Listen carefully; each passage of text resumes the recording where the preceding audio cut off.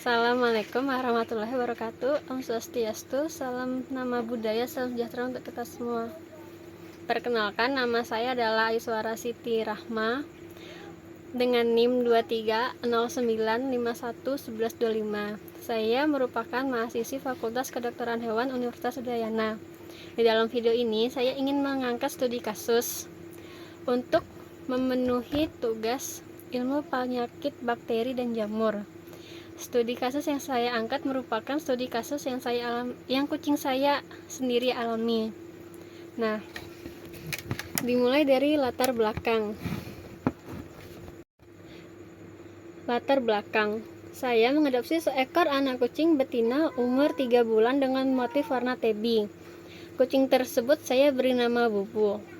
Kondisi Bubu setelah saya bawa ke rumah itu mengalami lemas dan lesu.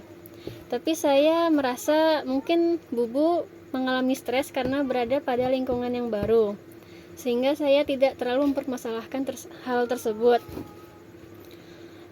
Dan sebelumnya di rumah lamanya Bubu itu suka sekali meminum air kubangan atau air kolam yang tidak memiliki sistem filtrasi kolam. Jadi airnya itu di kolam itu menggenang dan tidak ada filtrasi airnya. Bubu pun kerap buang air sembarangan dan suka mencium atau mengendus pup kucing lainnya. Karena di rumah itu kucingnya itu sangat banyak, bukan hanya Bubu saja. Serta Bubu suka mengambil makanan dari tempat sampah. Lalu saya pun merasa iba dengan Bubu, sehingga saya menyiapkan dan memberikan makanan kering, makanan basah, dan ikan rebus sebagai makanan sehari-hari.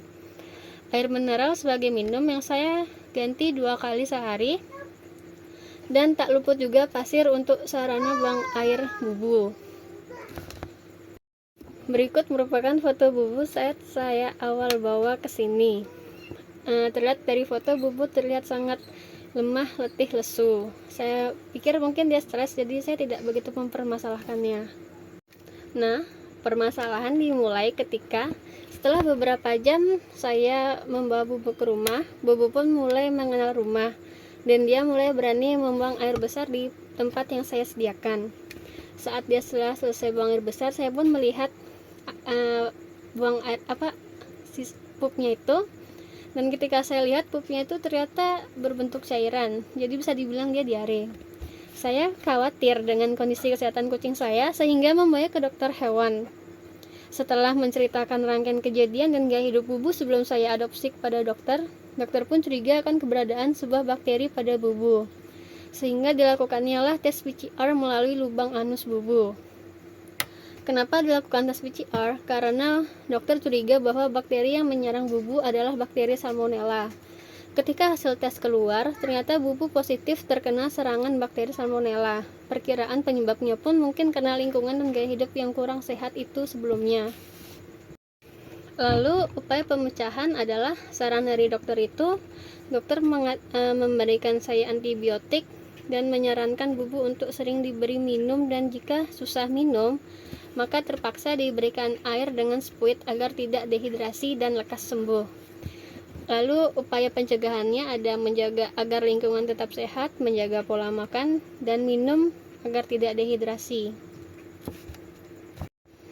Kesimpulan dari kasus ini adalah lingkungan dan pola hidup sangat berpengaruh bagi kesehatan hewan. Bakteri Salmonella pun mudah menyerang hewan, bahkan manusia, bersifat zoonosis.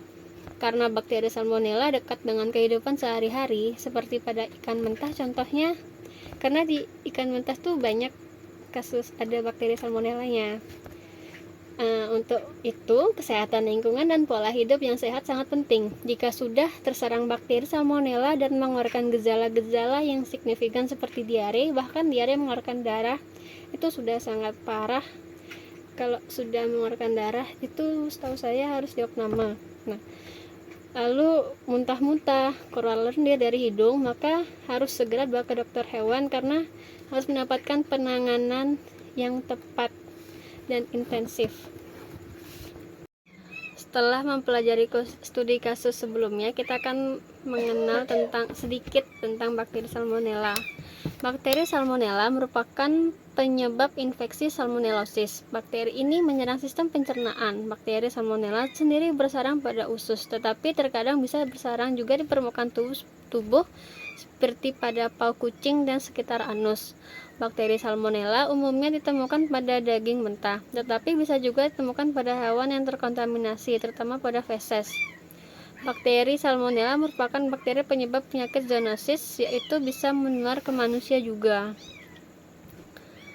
Nah, ciri-ciri berikut merupakan bentuk fisik bakteri salmonella ketika dilihat melalui mikroskop, dan ciri-ciri bakteri salmonella sendiri terdiri atas berbentuk batang atau bacillus, panjang dan tipis. Salmonella memiliki flagella sebagai alat bergerak.